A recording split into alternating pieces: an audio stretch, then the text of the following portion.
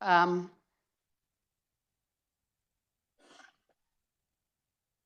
Does anybody have any bill introductions?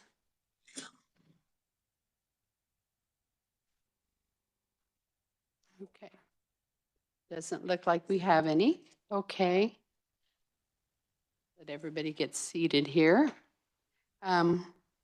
So we will start the budget hearing on the Office of the Judicial Branch. And Molly, are you going to start this? Okay.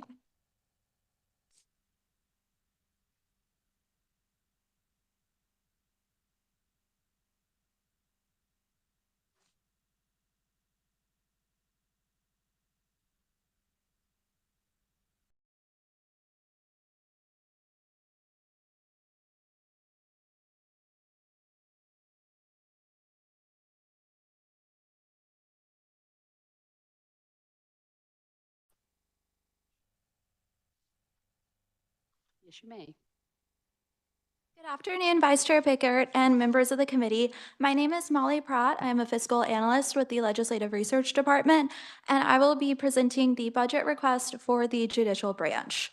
In the audience today is Chief Justice Marla Lukert, and I believe she has testimony available to present to you all after this testimony. So the judicial branch encompasses the Kansas Supreme Court, the Kansas Court of Appeals, and all 31 judicial districts in the state. Approximately 90% of the budget goes toward paying the salaries and wages of all judicial branch judges and employees. Other expenditures go toward technology and security, as well as judicial and professional review boards and commissions. Under KSA 20-158, the judicial branch submits its budget directly to the legislature and provides a copy to the governor's director of the budget to include in the governor's budget report. If you'll turn to page 2, you will find the budget summary for fiscal year 2025. The agency was approved a budget of $223 million, and this year they are requesting a budget of $222.6 million. This is a decrease of $454,532, or 0.2% below the approved amount for fiscal year 2025. Item 1 concerns the SGF reappropriation. The agency reappropriated $840,853 in unspent state general fund monies from fiscal year 2024 into fiscal year 2025. This is due to not as many people enrolling in the credit monitoring program following last year's security incident. The funds will be used for payments to the credit monitoring vendor in fiscal year 2025. This item was deleted by the Legislative Budget Committee. Item 2 just states that there are no supplemental requests in fiscal year 2025. Item 3 concerns the information services support. The information in the budget summary provides details on the background of the accounting program. Essentially, the agency's revised estimate adds a total of $1.2 million in all funds for information services support. The estimate adds $3 million to monitor and protect against external threats. Of this amount, $2.4 million will go toward information systems consulting and computer software. The remaining amount will go toward salaries and wages and other office commodities. And the increase is partially offset by a decrease of $1.9 million in expenditures as the agency shifted funds from IT expenses towards security expenses. And number 4 relates to all other adjustments. The agency has a decrease of $1.6 million in all funds. This includes an SGF decrease of $839,963. The majority of this adjustment is due to an issue relating to differentiating between the judges' retirement system and the Kansas Public Employees Retirement System because judges receive different benefits than other state employees. And with that, I am happy to stand for questions on fiscal year 2025 or continue on to fiscal year 2026. Are there any questions for fiscal year 2025? Okay, go ahead, Molly.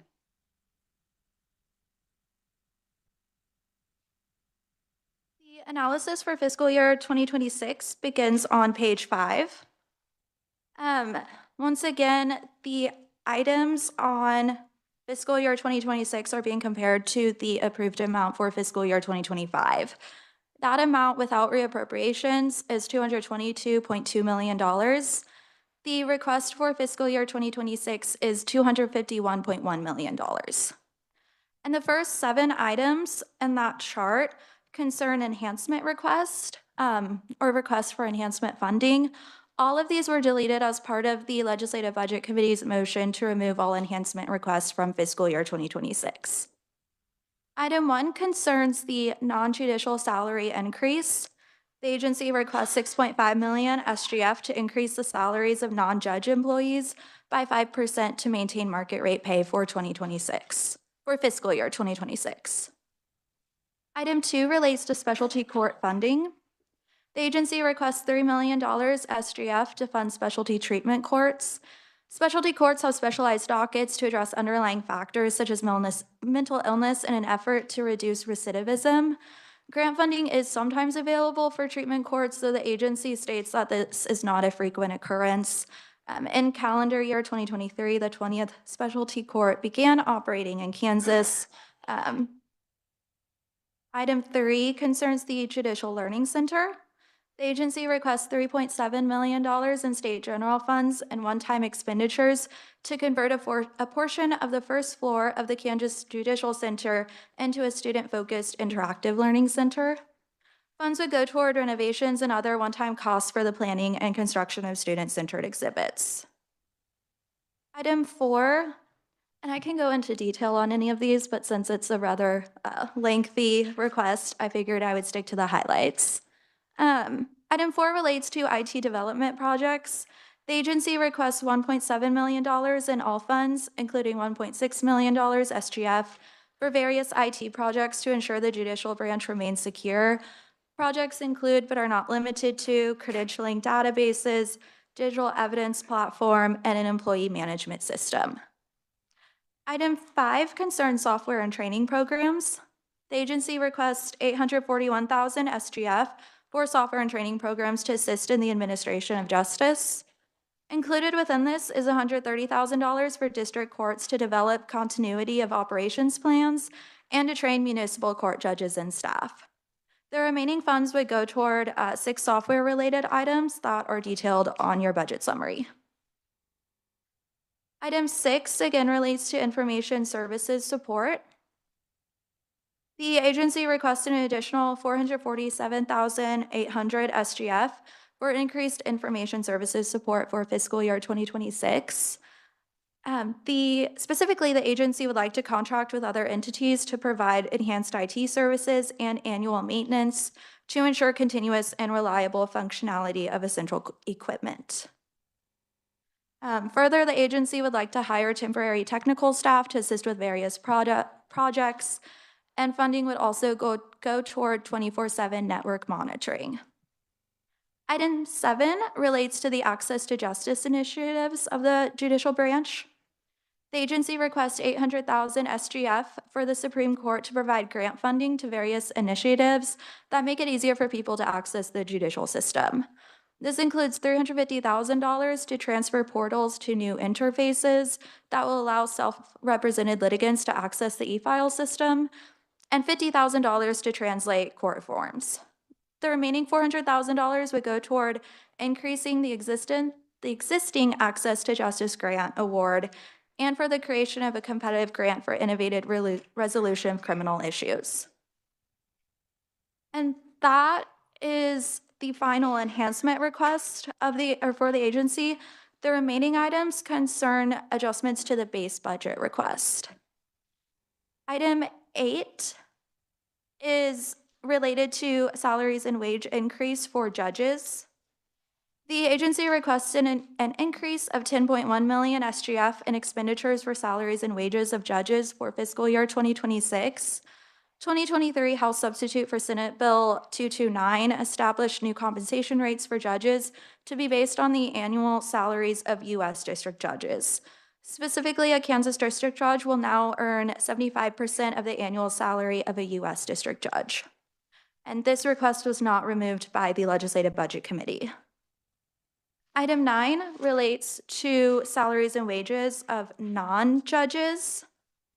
The The agency requests an increase of $3 million, including $2.1 million SGF, and base budget expenditures for salaries and wages of non-judges for fiscal year 2026.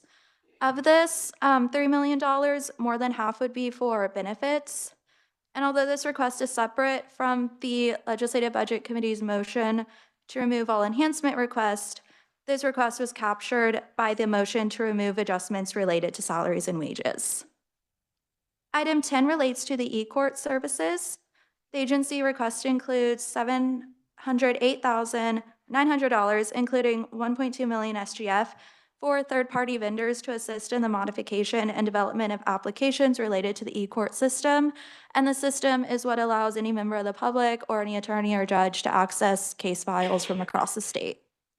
And finally, all other adjustments includes a decrease of $1.8 million in all funds, including an increase to the SGF for other adjustments for fiscal year 2026. The decrease in all funds, but increase of SGF relates to the agency shifting or expending certain funding, such as ARPA expenditures. With that, Chairwoman Walsinger, I would be happy to stand for questions for fiscal year 2026. Thank you. Are there any questions for the reviser? Apparent, or not reviser, your legislative research. Representative Amix. Thank you, Madam Chairman.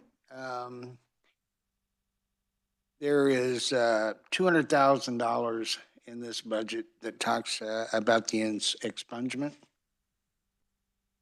funds. And I noticed we got a letter from Kansas Legal Services which talks about it in addition. But that 200,000 is still in this budget and for 26 and 27, is that correct? 26, I'm sorry. Madam Chair, my understanding is that if I'm understanding Representative Amix correctly, the $200,000 for the creation of a competitive grant for innovative resolution of criminal issues, including expungement efforts, and item 7, that was captured in the LBC's motion to delete. So it is not included in House Bill, I believe, 2007? 7. Correct. Madam Chair. You're welcome. Representative Riley. Thank you, Madam Chair. On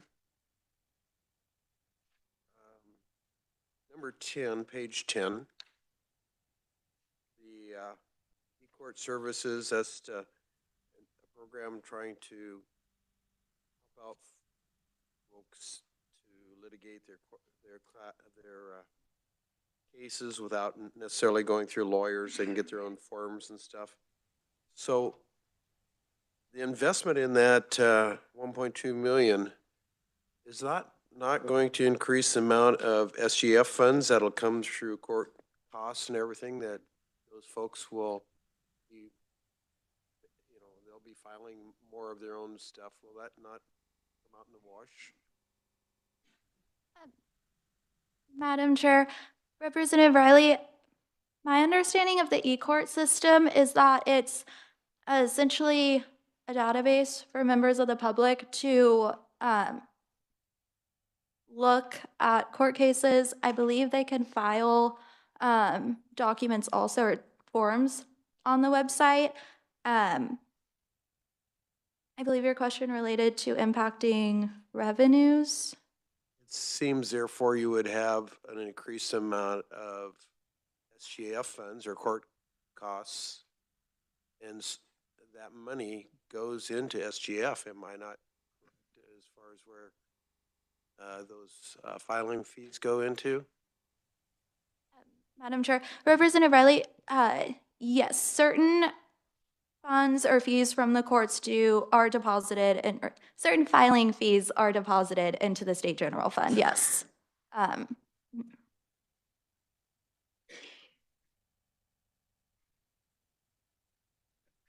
Representative Amix. Thank you, Madam Chair. If I could do a follow-up to the question I asked earlier.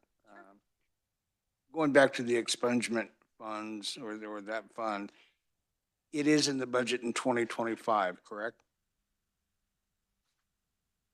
Madam Chair, my understanding is, uh, if the agency requested it the agency did not request it for fiscal year 2025 as a supplemental request. I would have to go back to the appropriations report from last year to see if anything related to expungement was included in the budget for the judicial branch. Madam Chair. You're welcome. Are there any other questions? Yes, Representative Melton. Thank you, Madam Chair. On page 1, you talk about, oh wait, no, that's not it. Page 2, number 1, about the credit monitoring. So no one used the credit monitoring? I'm kind of confused. My understanding is that not as many people signed up for credit monitoring as the agency anticipated. My understanding is that people did sign up to have their credit monitored, just not as many as the agency originally thought. May I have one more? Yes. Okay, and then regarding to the 5% salary increase on page 5, inflation is 7.5%. And again, I have to say that I don't think we do enough to try to keep our employees. Onboarding expenses are expensive, turnover is expensive, and I just think we should do more to try to at least make it to where they don't have the employees don't have an increased cost to come to work. I think they should have asked for more on that, but that's just my thought. Thanks. Do you hear the clapping of non-judicial salaries? All those people clapping. Anyway. Thank you. Is there any other question or thought? All right, then I thank you for your presentation, and I believe we have the Honorable Chief Justice Marla Lukert in the audience, so I'm going to call her up next. Welcome to committee. Thank you so much for making the trip across the street.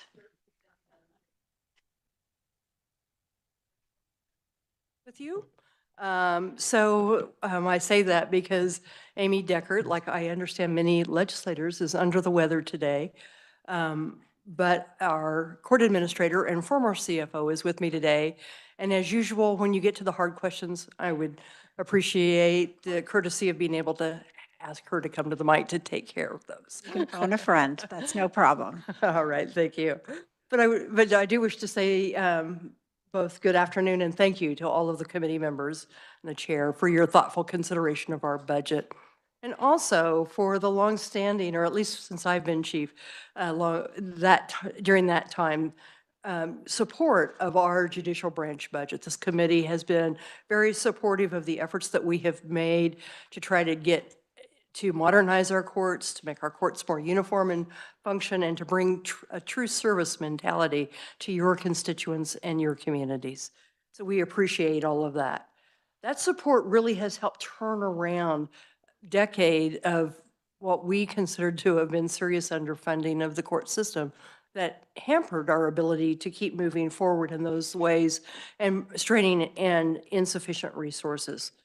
So we ask for that continued support to ensure that we can continue to build and that we can continue to do the bare minimum, at least, of providing to your constituents their expectations that courts will timely and efficiently resolve cases, secure and protect the information and resources that are given to us, and work with our communities and other justice partners, such as law enforcement, legal services, mental health providers, and the many others who have to interact with the court system in ways that can provide them with good information about a case in particular or a group of cases as necessary.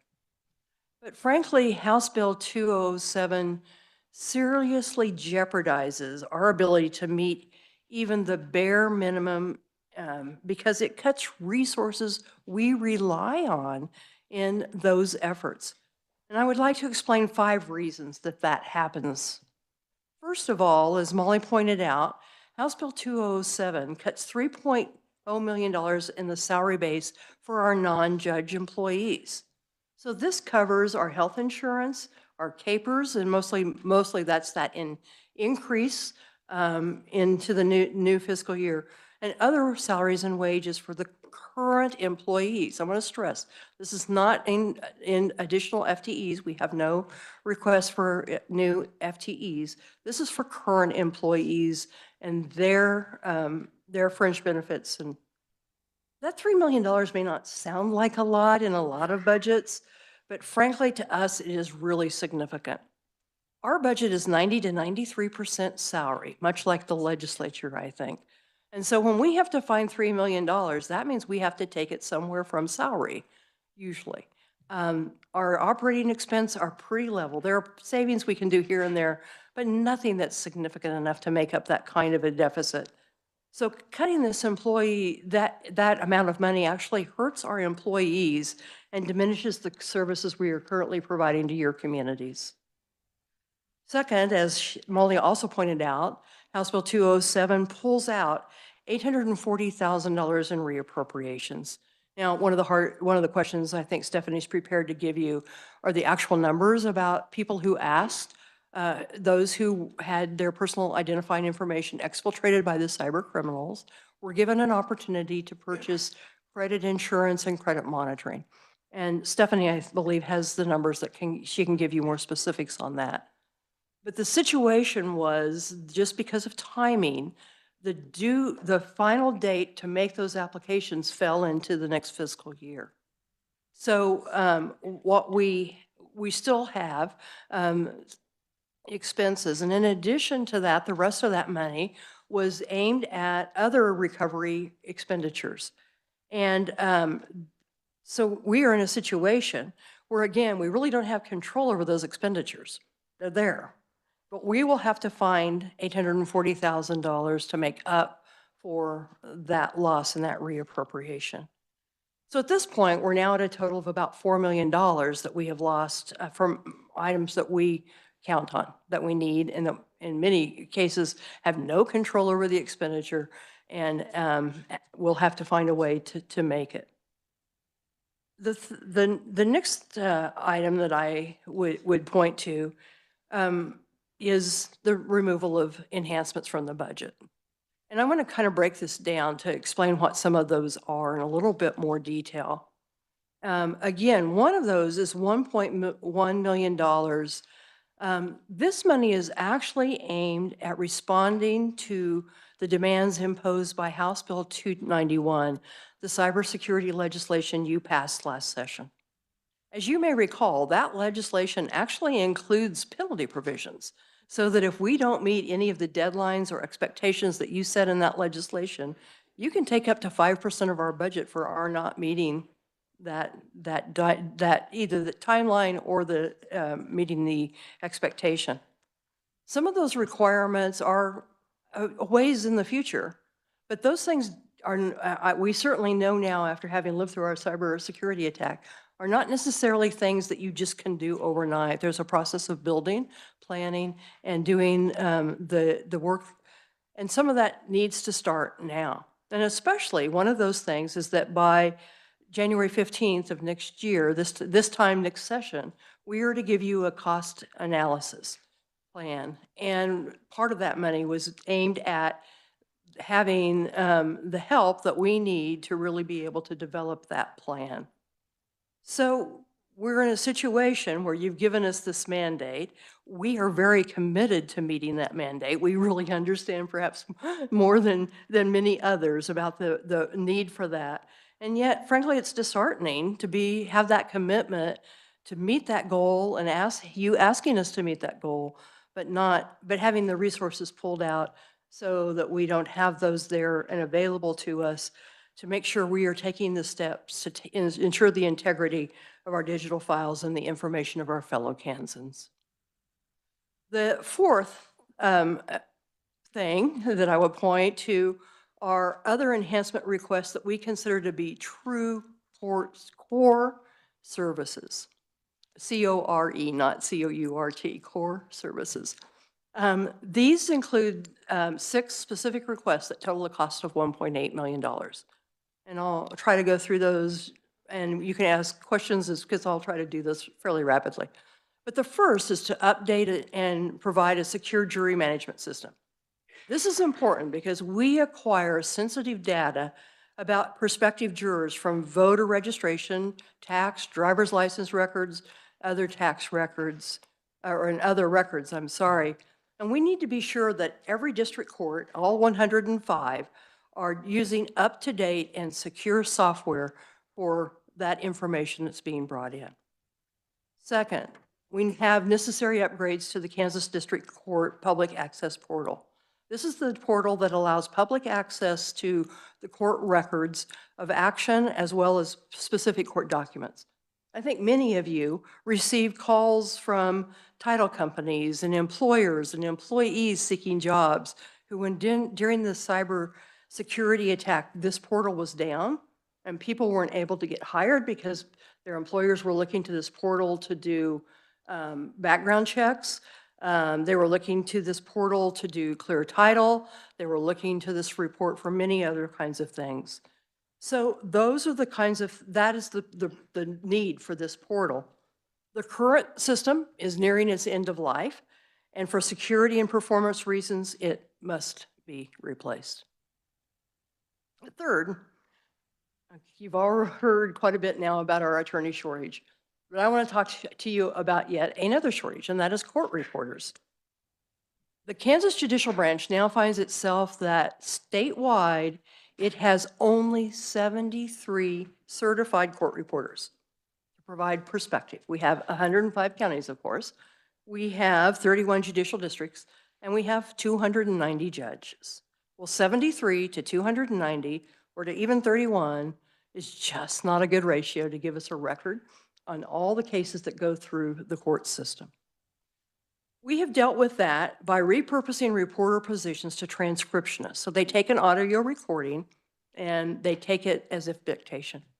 Well, you can imagine how much slower that is than having the coded system that court reporters use that moves into a computer that spits out transcripts in a relatively short period of time. So this new system lacks both the efficiency and timeliness of the old system, and is probably more costly as well. Well, AI provides a solution here, and other states are moving to that with voice-to-text transcripts. We still require a transcriptionist to double check it and certify it, but that's a quicker process than having to create the transcript from scratch, if you will. So we have requested money in this budget for that statewide speech-to-text program to at least explore that and do pilots with it. The next thing is a digital evidence solution. Well, we are just in an age where attorneys no longer come into the courtroom and hand the judge the paper. It's all digitized. But right now, we have about 105, but that is somewhat of an exaggeration, but we have many different systems that are doing that around the state. So attorneys have no consistency. Appellate courts have no consistency. We have difficulty oftentimes being able to open exhibits or look at video files because they're on some platform that is incompatible with what we have. We need a uniform system across the state, and that is another of these IT expenditures.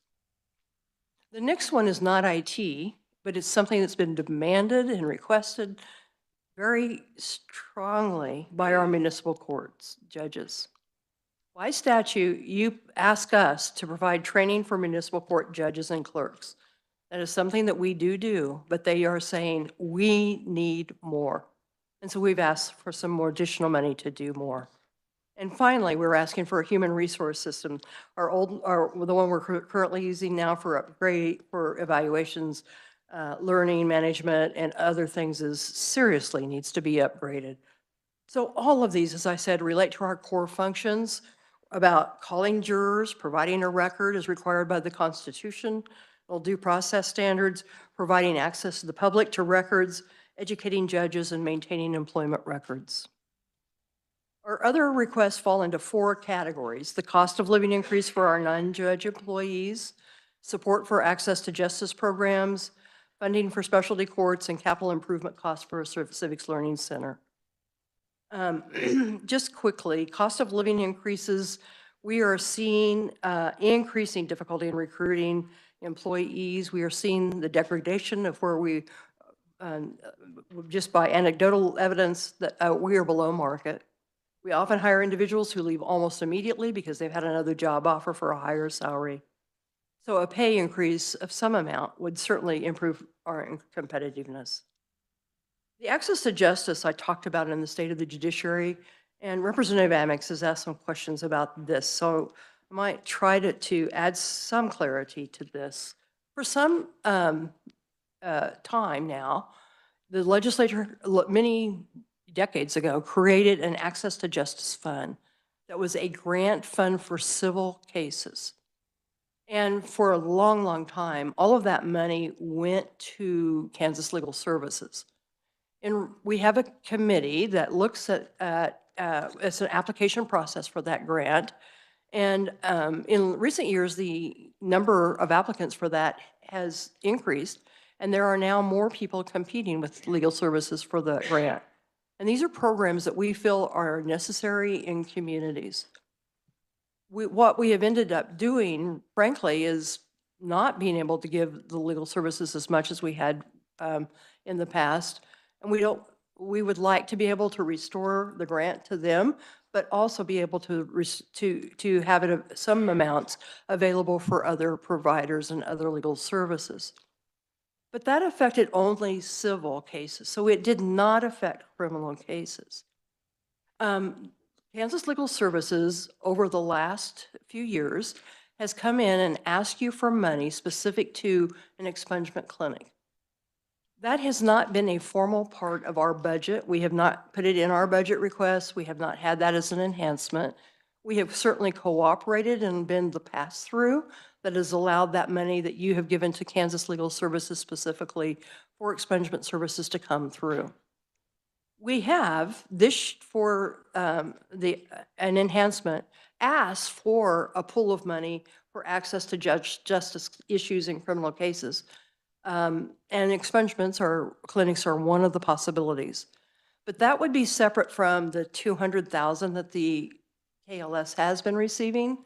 They would be welcome to apply for our grant, but it would not be that direct pass from you to them that has happened in the past. I hope that helps. The other things that would do are things I mentioned.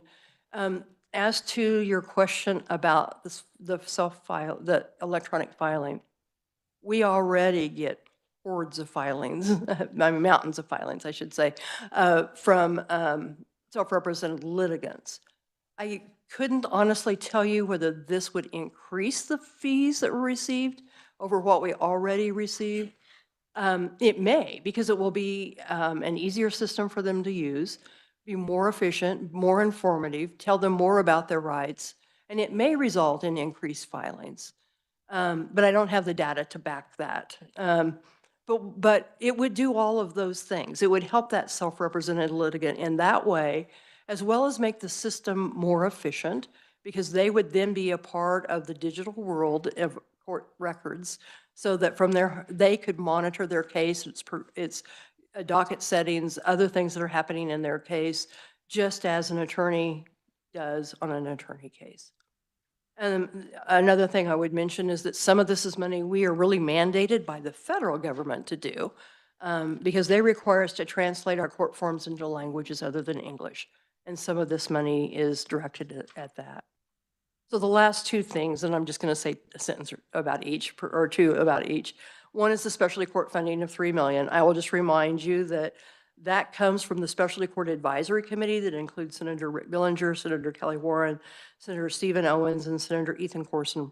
We're certainly very willing to answer more questions about this, but as I said in my State of the Judiciary, the idea there is it would increase access to counties where the county commission don't have the funds to help fund specialty courts, or the community itself doesn't have community foundation or other funds to help with that. And the final piece is the Learning Center, which is something we've talked to you about over the years, and you have funded our baby steps in getting that off the ground. We are now to a point that from money you gave us last year, we have an architect that has given us drawings, cost estimates, and we are ready to move forward with an actual proposal. We, of course, are very excited about that and the prospect. of bringing adults and students alike into the Capitol complex, giving them a place, an interactive place that just talks about civics in general, and is interactive and gives them an opportunity to explore, be a judge, take a case, figure it out, be an attorney, do all the role playing and those kinds of things, as well as many other aspects of what we would plan to do in that space. With that, I would stand for questions or turn it over to Stephanie to give you any more detailed data you have, such as the question about the number of applicants for the insurance. All right. Well, thank you so much for being here. We appreciate it. Does the committee have any direct questions to the Chief Justice?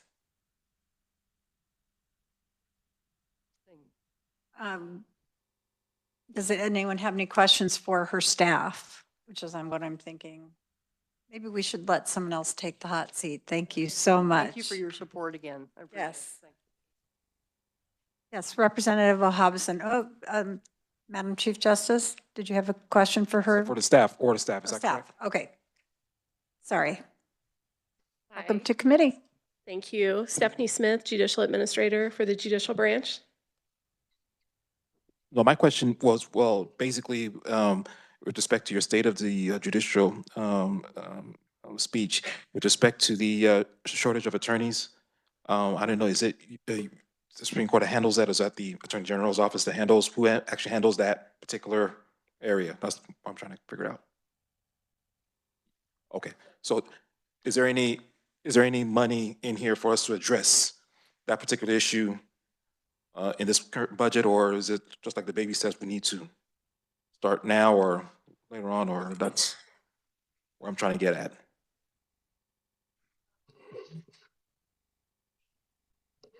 This budget does not contain any money for the scholarship programs that we are proposing or otherwise. We do have that legislation that is ready to be introduced, and I think it will be introduced on the House side. Fiscal notes have not yet been written, so those would be separate from this budget. Thank you, All right. thank you. You're welcome. Any other questions? Representative Amix. Thank you, Madam Chair. And just so everybody knows, Stephen did tell me that the 2024 legislature added $200,000 SGF for the expungement fares for 2025, and we don't need to take any action on anything like that. It is there. Okay. What's next would be what's coming for the future, correct? And how that's to be handled. Correct. Right? Okay, got it. Okay. Does anyone else have any questions?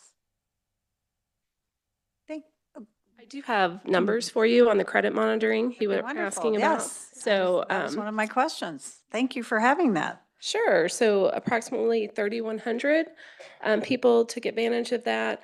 We've spent 157,000 so far. Last fiscal year, 129,000, and this fiscal year, 28,000 so far. And the first year was 157,000. First year was 129,000, and this year, Well, that's the total from the Total for- last 2 years. Okay. yes.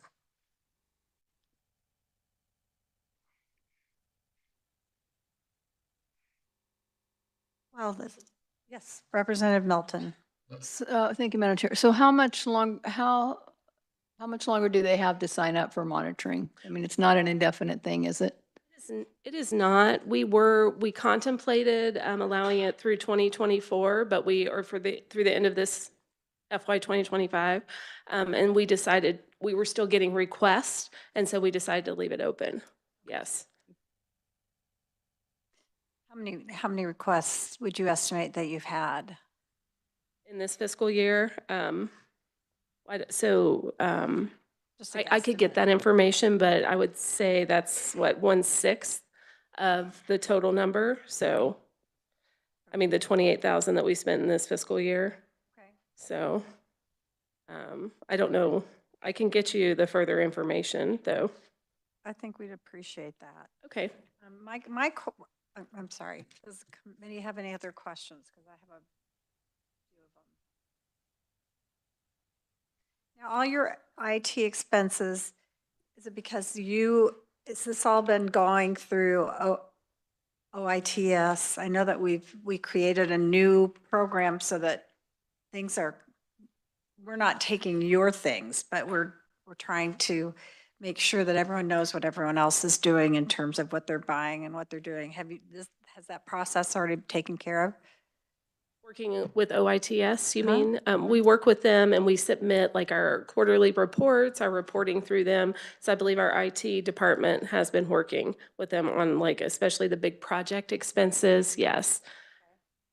All right, so they know what's going on. Does anyone want to go over the individual requests that they have to discuss them? Representative Turk. Thank you, Madam Chair. I do have a follow-up question. Of the 25 FTEs we gave you last year, how many are hired? What's your staff look like? Sure. So we still have 8 that we are hiring.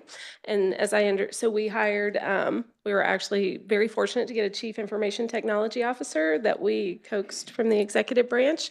And he has only been there a couple months, so we got him onboarded. We are working with National Center for State Courts on a study for our cybersecurity and IT department. We wanted to get it right, not just do the same thing that we've always done. And so we held those positions until we got the results of the study. And then they've also, so we're ready to advertise for those positions in the cybersecurity and the IT. We did hire some of those positions, just so you know, but we wanted to get the proper structure in place to finalize that. And can you explain to me how your IT department, your new IT department, works with OITS and the overall IT plan that we've implemented since, what, 22? So I will try the best to explain. I am not a technical person, but we use the OITS network for getting on the internet, for our services that we provide. We use their hotspot technology within the building. And so, but we also have like our own vendors for our centralized case management system, our e-filing. So we have to work in cooperation with them to get those services out to all the counties through the network. That's all I got. Okay, all right. Well, thank you. I don't see a ton of questions, so I think you're off the hot seat as well. So thanks for coming up here. I appreciate it. you. All right.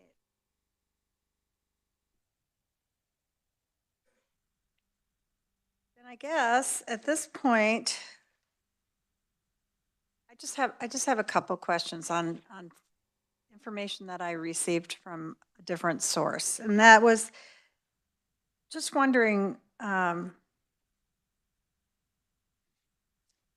know if I want to ask this question or not. Food for human consumption, it just seems to jump up and down. What is the main impetus for this even coming? Who are you buying food for, other than me for lunch that one day? But that was not that much money. But you're anticipating like almost 66,000 next year. So I'm just wondering if you could tell me where those costs come from. Sure. I believe those are, we hold conferences that we're required to hold for training for different groups of employees. And we use that time so that people don't have to leave and then come back. We use that time to have, to provide lunch for them, Okay. I believe is what that is. And so we hold trainings for municipal judges, municipal clerks. Our judges, we're required to train them with their 13 hours of continuing judicial education a year. We provide training for our CSOs, court services officers, our probation officers. I happen to know what CSOs are, but my least favorite part about government is that they baffle you with their acronyms. So thank you for explaining to us what CSO is, even though one person might have known, but Representative, this feels weird in my mouth, Representative Wilborn. Thank you, Madam Chair. I notice Mr. Keenan is here with the Kansas Legal Services. Is he going to present as it relates to the expungement and some of the successes he's had? All right. Mr. Keenan, would you like to come up? we're in that ballpark. We might as well have you come up now.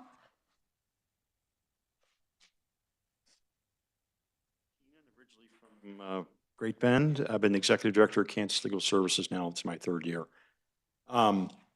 With me is TK Shively and Micah Temple. I know it's late. I'll be brief. We have represented 23,000 Kansans last year in all 105 counties. We do it largely for free, and they're civil matters. They're non-criminal matters. We are a constituent service. And the crown jewel of one of the things that we do and do very well are the expungement clinics. Our funding for the expungement clinics has been added to the OJA budget the last 2 years, and we're asking that it be added again this year, and that the funding be renewed. I'd like to take about 5 minutes and talk about the clinics, the expungement clinics that we do.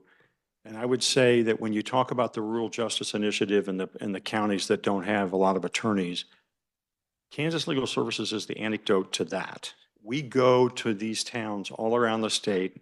Representative Wilborn, we went to McPherson, we've been to Hayes, we've been to Dodge, we've been to, in the last 2020-2024 fiscal year, we went McPherson, Wyandotte County, Johnson County, Shawnee County, Wyandotte County, Pittsburgh, Emporia, Abilene. And this funding is vital to our initiative there. We learned about the addition to the access to justice for expungements. I would ask that this money is best handled separate from ATJ. You will note that their description includes using that money for innovative resolution of criminal issues, ADR, guardian, and child advocacy, which are all very commendable missions. But we are very good at what we do, and we would appreciate that money being a pass-through through the Office of Judicial Administration. A couple other quick things, and then I will be done. All the studies say that expungements, for every dollar spent on an expungement initiative, returns about $7 to the Kansas communities. You can quickly do the math, but I will tell you, I've personally had 2 clients in Kansas who needed an expungement in order to get a job at Walmart. The background system now is so pervasive, and when you consider that about 1 in 3 Americans have some criminal matter in their background, the gentlemen and ladies who come to these clinics are looking for a second chance. They're hardworking Kansans. They're being held back by something that typically happened a long, long time ago. And Kansas Legal Services and the attorneys there, along with 33 volunteers around the state. Representative Wilborn, remember, he came to the event in McPherson. We had volunteer attorneys there from Great Bend, from Salina, and from McPherson.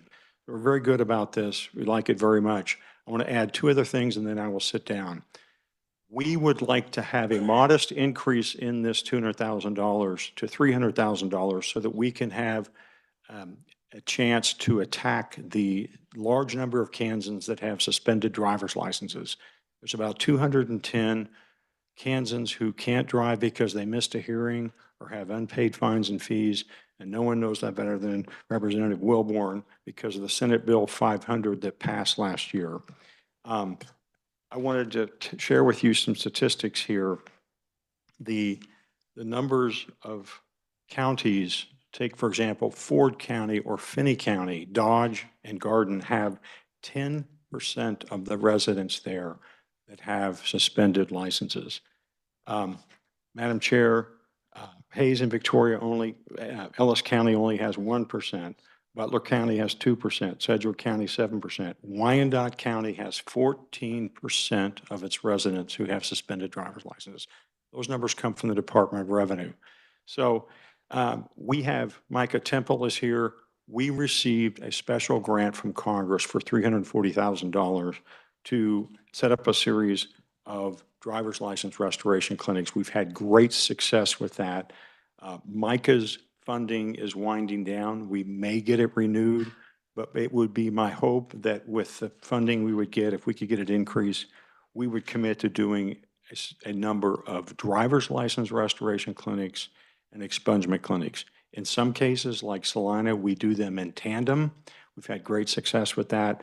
Our partners for these endeavors include Coke, includes T-Mobile, includes Catholic Charities, and in Salina, the Chamber of Commerce allowed us their venue. So we feel very good about this, but we need to have this funding item added to the budget because it's currently not in the budget that you're seeing from the court.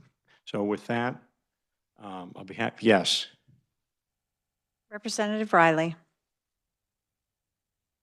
Thank you, Madam Chair. Just to clarify several different statements that you made. So you said these are Kansans. So are they Kansas residents? You verify that these are Kansas verified so that we are bringing Kansas residents back to work? Well, two things. We are only allowed to represent legal residents here. That's number one. Number two, yes, I believe, I mean, generally speaking, yes, that's correct. We had a clinic in Independence, Kansas, and I don't know if someone would have come over from Missouri, but yes, we're talking about, we have the passwords and whatnot. We have to be able to access the criminal court system. And in fact, expungements can only be granted in the county where the criminal offense occurred. So yes, yes. Thank you so much. Yes, you may. Representative Melton has one. Thank you, Madam Chair. So can you tell me specifically what cases you're talking about of being expunged? Like, Yes. Let me tell you what can't be expunged. Generally speaking, serious felonies, for example, murder, anything involving children or sexual offenses, and any offenses that are inside of 5 years. Is that a pretty good summary, Micah? Yes. The fines and fees, they have to have their sentence completely discharged. And whether it's a driver's license restoration or an expungement, the court has to approve it and the county attorney has to approve it. And if there's a victim involved, they have to be notified and they are given the opportunity to object as well. But yes, All right, thank you so much. We do need to move on. I appreciate that. Thank you. I'm sorry that I had to make the most honorable Attorney General Chris Kobach wait, but welcome to committee and we're looking forward to hearing from you. Thank you, Madam Chairwoman. And actually, we requested the opportunity to be later in the hearing because we had a bunch of business at the office. It's a pleasure to be in front of all of you. I thank you for your time, and I'll try to be fairly brief, knowing that the hour is late. And you should have my testimony in front of you. I'm not going to go through everything on it, but I want to just hit some high points, and then we'll take your questions. Also, our budget officer, Tabitha Maloney, is here, who prepared our documents and can go into granular detail if you have super specific questions.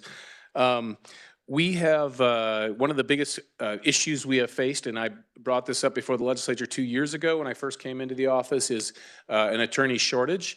The legislature, many of you on this committee, gave us some money so that we could raise our salary levels to be commensurate with private practice.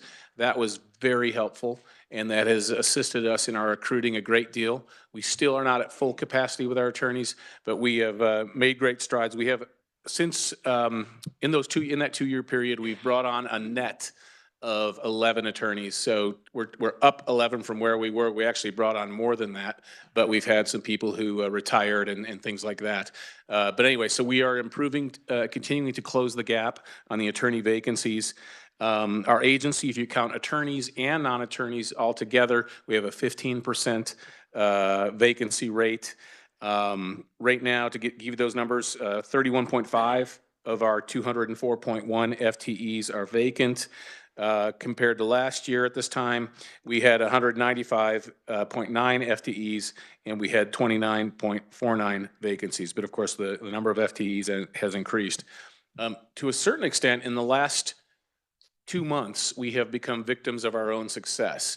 The Kansas has made a big mark in terms of some of the high-profile lawsuits we've brought and won, including in the last 2 years of the Biden administration. That brought a lot of attention to our office, and as a result, the incoming Trump administration snatched 2 of our best attorneys. Some of you will remember Dan Burrows, who was my chief deputy.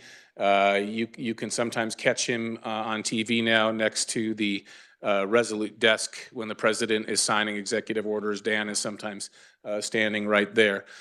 So he took that opportunity, and then also our head of our special litigation division has been, Abi Combly, has been snatched up by the Justice Department, where he will work in the associate's office. So because of the success we've had, the incoming administration noticed and took some of our top talent. So we are filling those jobs right now.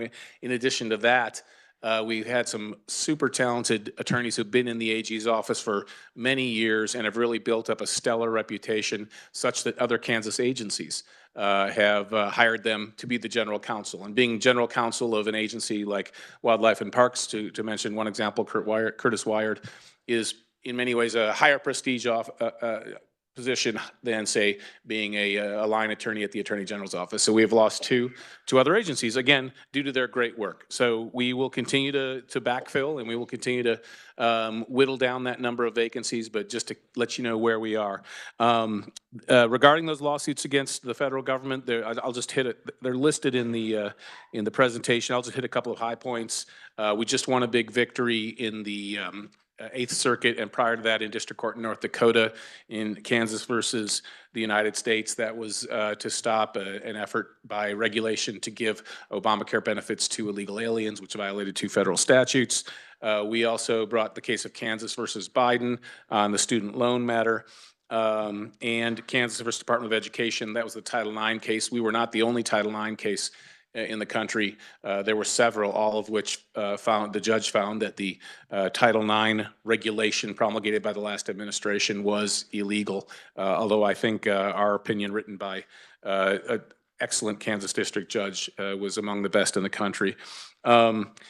Jumping off of litigation, specific cases, I want to go to some of our different divisions. Our Public Protection Division has been protecting Kansans from fraud for many years, and I think they continue to do very well. Settlements over in the fiscal year 2024 brought in $3.2 million into various state funds. Our Civil Division continues to do very well. That's headed by Robert Hutchison. They do all kinds of things, from providing general counsel to state agencies, defensive litigation for the state, and licensing. On the subject of licensing, we've had some great improvements. One is in the area of charities registrations. At one point, the average processing rate was 73 days, and we've reduced that to 1.5 days and have remained steady at 1.5 days. Anytime government can do something faster, I think that's a win for everybody. Concealed carry is another one that had a huge backlog. When I came in, I don't have the reduction in days now, but it's a similar reduction. I think we're now down to 28. Does that sound right? Yeah, I think we're down to 28 days for processing a concealed carry application or a concealed carry renewal. But what I wanted to bring to your attention, and it's in my testimony, is in fiscal year 24, Kansas saw a 27% increase in concealed carry permits. And this is after you, at my request, eliminated the $100 state fee on concealed carry permits. And as you may recall, when I spoke in front of those of you who were on that committee, one of the main reasons for doing so was that if we make it easier for people to get the permit and take away that $100 fee, we will encourage more people to go through the concealed carry training. Of course, we are a constitutional carry state. You don't have to have a concealed carry license to conceal in Kansas, but we wanted to make it more enticing, easier, less burdensome to go ahead and get that training, because I would, and I think all of us would rather that the Kansans who are concealed carrying are doing so with the maximum training and doing so safely. So I think we've successfully achieved that. We saw a 27% increase in permits. Criminal division has been doing very good. Jessica Domi is the head of that division. It includes major crimes, economic crimes, Medicaid fraud, and victims' rights. A couple of high points there. We have increased the number of restitution ordered in Mafuku, or Medicaid Fraud Control Unit, to 269,000. That's up, that's double what it was last year.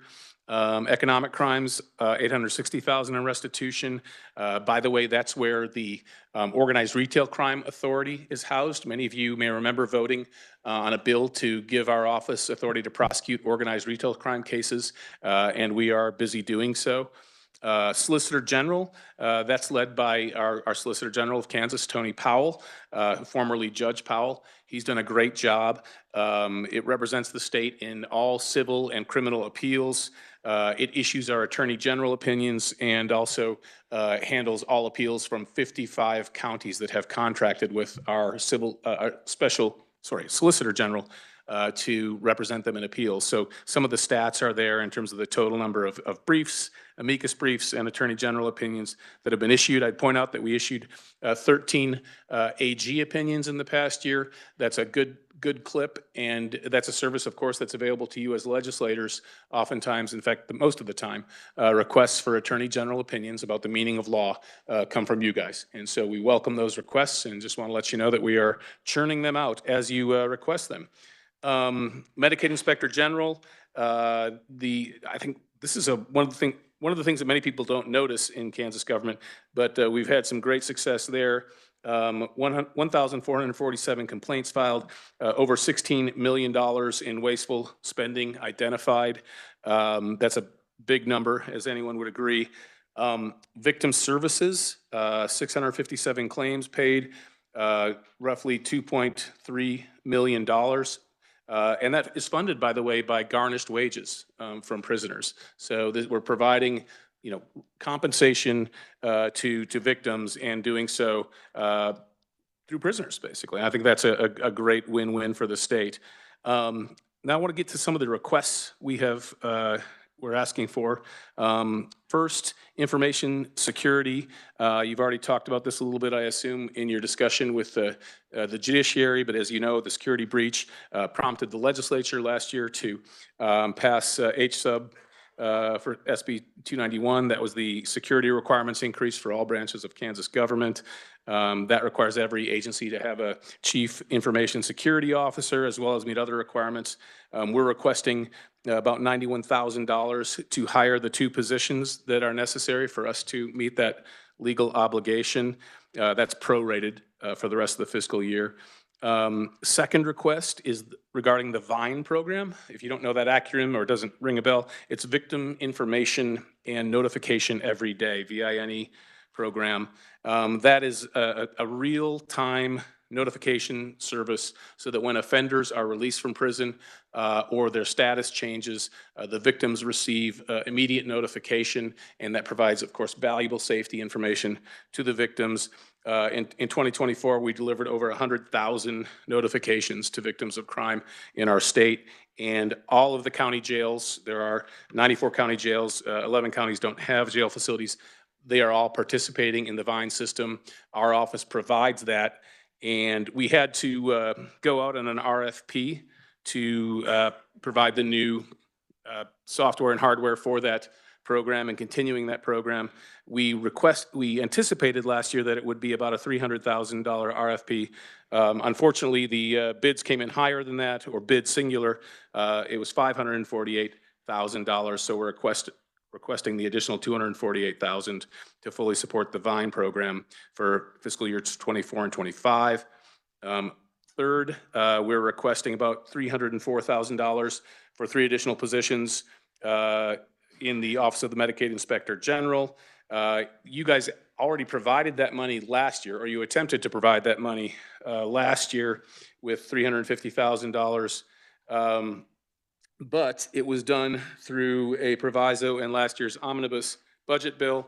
The governor vetoed it, and in her veto message, you've got a quotation here at the bottom of page 6. She said, "I encourage the Attorney General to resubmit this request for consideration in the next budget cycle." And that's what we are doing through the normal process.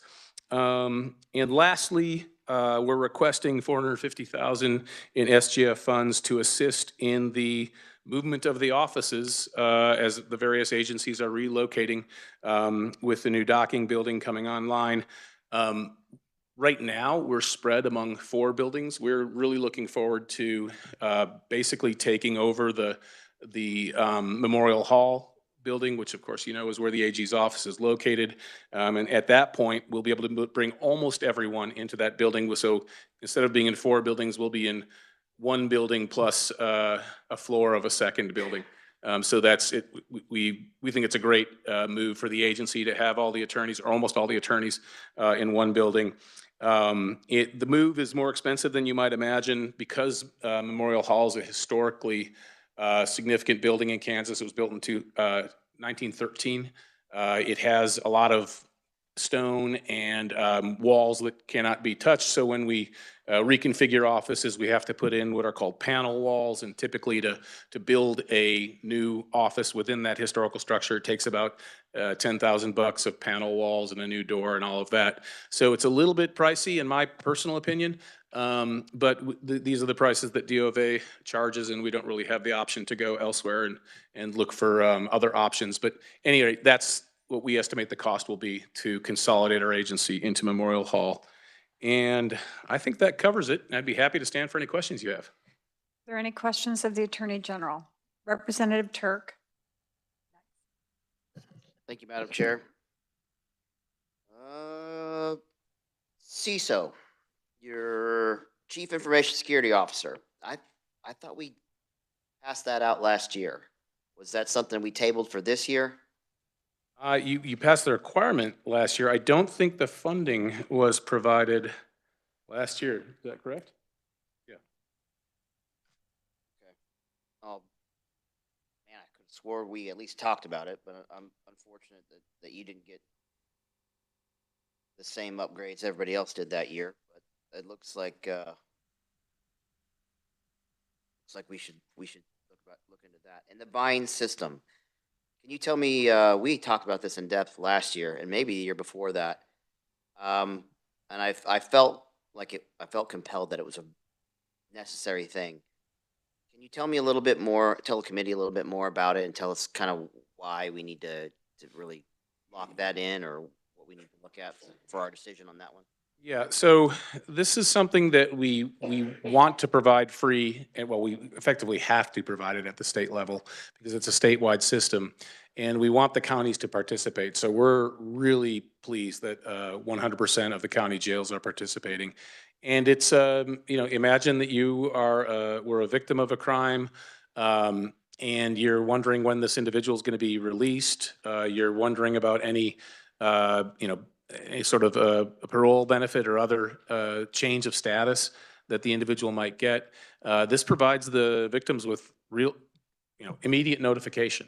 And, I think that's something that it may not, save a life or save injury in a high percentage of cases, but, there are cases where sometimes it does really matter.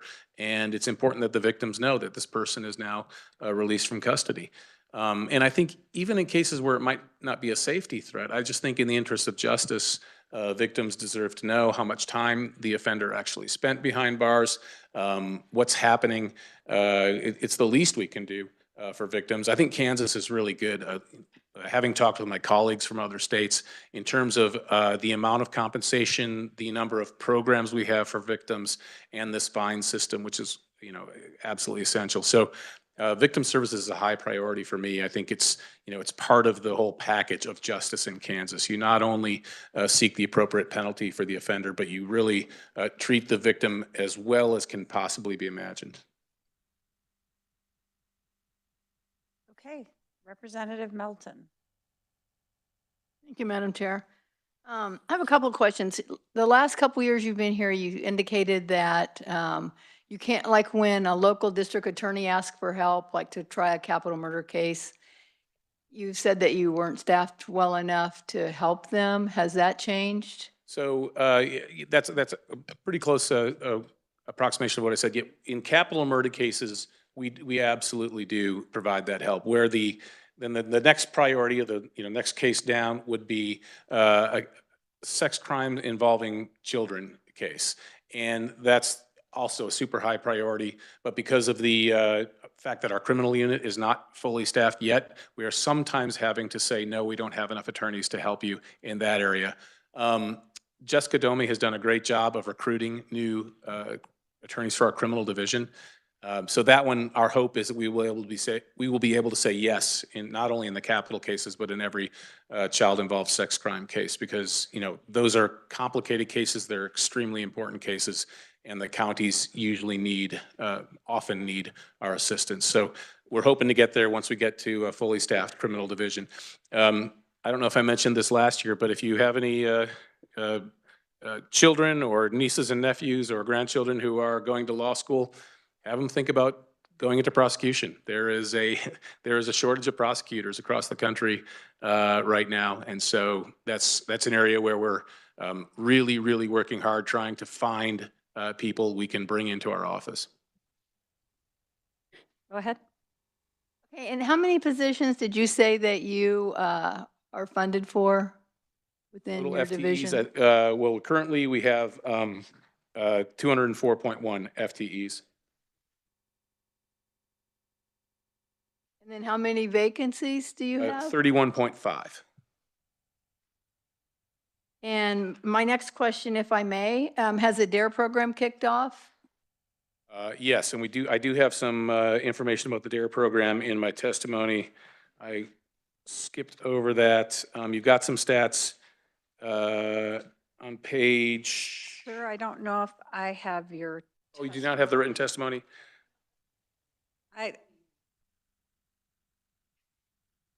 No, that's the performance-based. His written testimony, I believe, is not. Oh, is it not yet there? Okay, well then. Was your written testimony 94? That's performance-based. There you go. If you would pass those out, that would be, have the staff help you. No, Sorry, I that's thought you already had those. Yeah, we talk about the DARE coordinator and the fact that in the past fiscal year, we trained 132 officers in the DARE program in the past fiscal year. And then just a statement, last week, I think it was, we've got a thing that we could pass out that came from your office, a public awareness announcement. It was really good. Thank you. And I'm kind of surprised that your number of complaints for no-call violations are so low, but I would love to see them do one on that, because I get a lot of complaints from constituents about no-call, and I don't think they even know really what the procedure is to. So you'd like to see a similar kind of? Yes. Okay, yeah, we can absolutely look at that. Yeah, thank you. All right. All right. Thank you so much for coming. Thank you so much. I completely made a mistake. Ariana should have spoken first.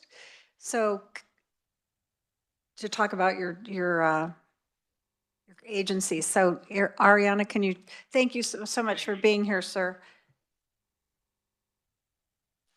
I hate to put you on the spot, Ariana, since I skipped you, and I'm going to make you jump up. Is that okay? Okay.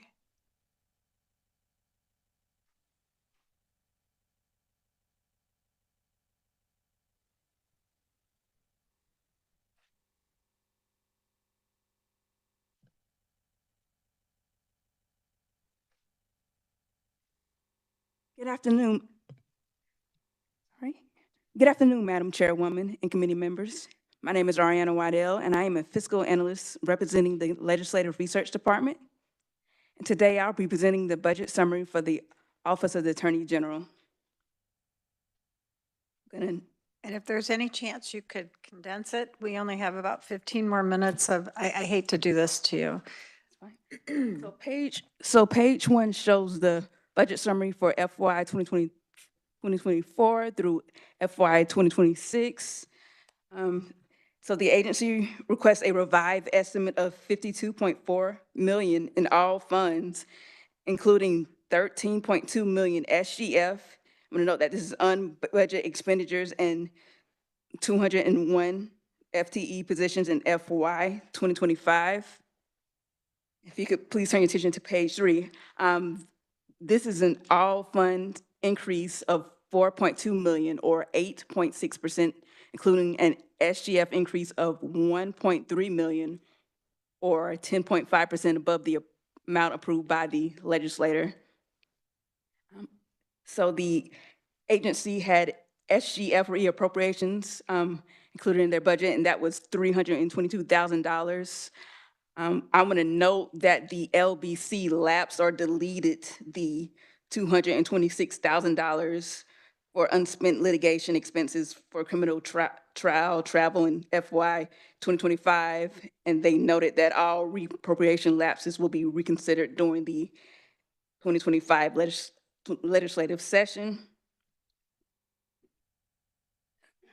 And the revised, I'm going to note that the revised estimate includes 1.3 million and 2 FTE positions, and the Attorney General covered the agency requests, and that the initial request included natural gas litigation, the $830,000, but I'm going to note that the agency now indicated that they are withdrawing their requests and do not need the supplemental funding for the natural gas litigation. And once again, the agency request included $191,000 SGF and 2 FTEs for the Chief Information Security Officer and IT supporting staff. And this included $91,000 prorated salary for the Chief Information Security Officer and the IT supporting staff. And there was also included a request was $100,000 for the cybersecurity updates, software, and associated maintenance. If you could please turn your attention to page 5, which, once again, there was divine funding that was previously mentioned. That was $248,000.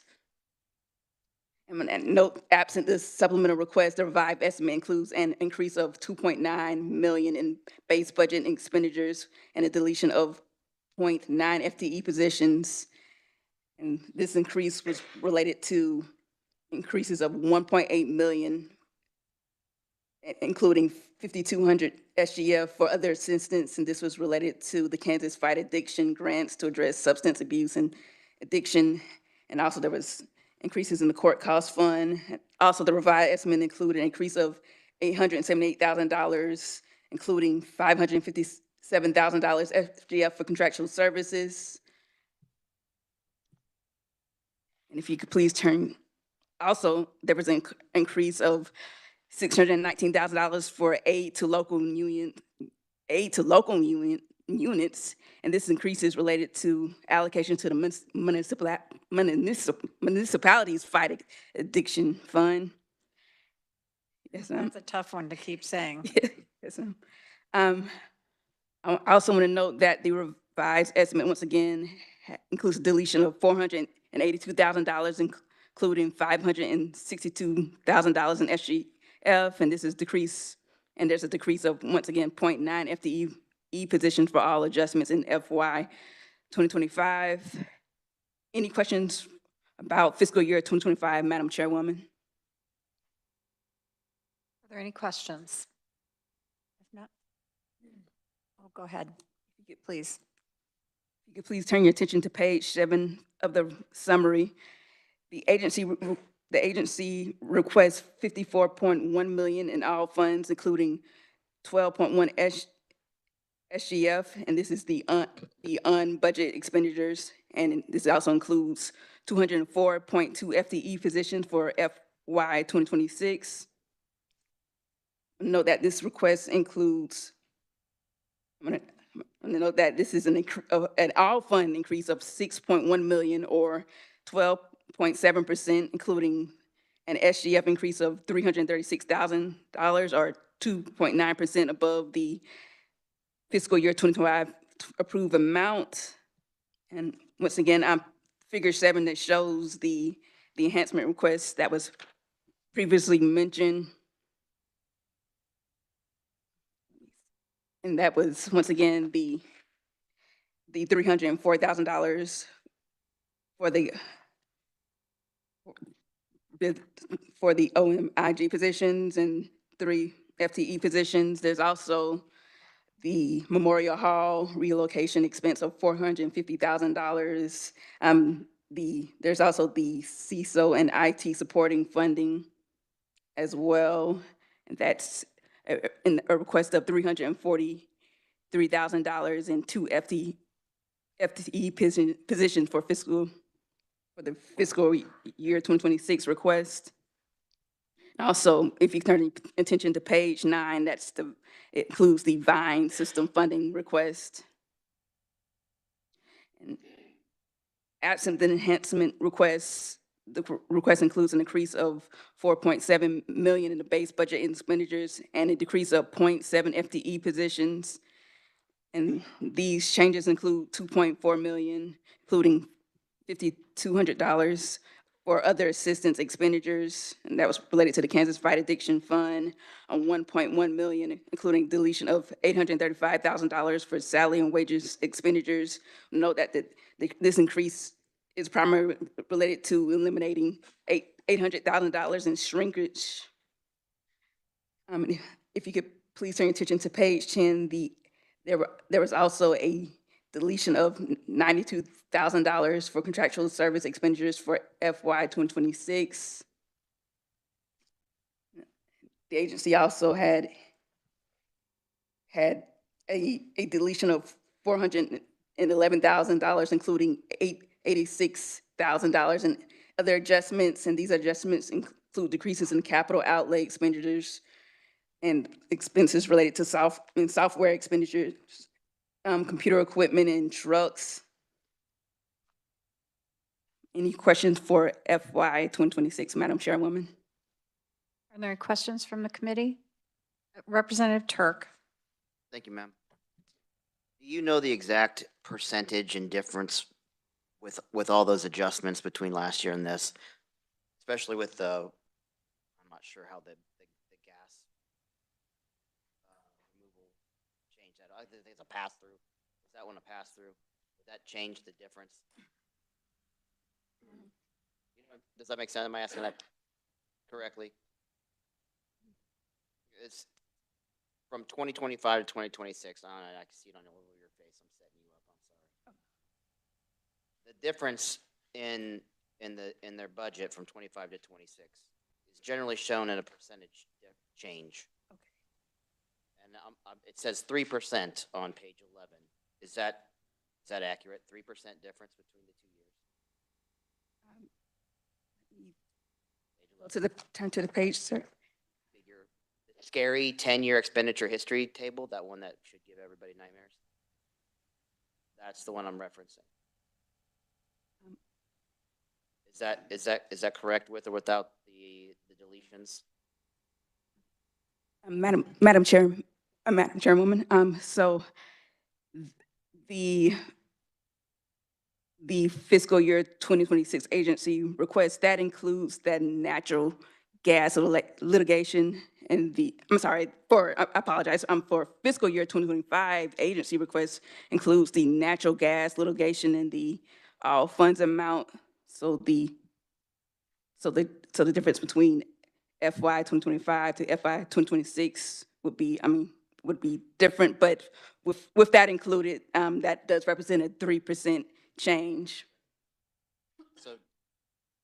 So it's just it's around 3%. Am I reading that correctly? Just minus whatever $1 million is to $1,500 million, right? Roughly.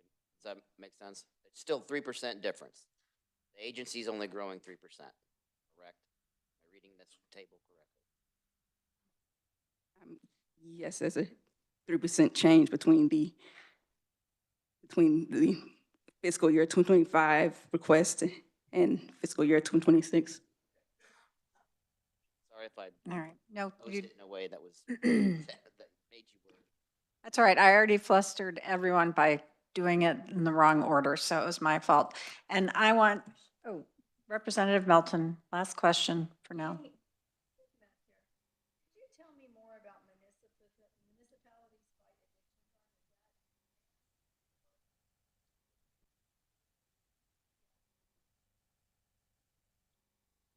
Sorry, I didn't have my mic on. So do you want me to repeat the question? Yes, please. Okay, so the addiction, municipalities fight addiction fund, are those grants that are awarded, or how do municipalities get the money? And is there a way to see who actually gets the money? I think that's a better question for the Attorney General's office. Perhaps someone can come up and answer that question. Thank you. Thank you, Adriana. Madam Chair, Charles Dalton, the Chief of Staff to Attorney General Kobach.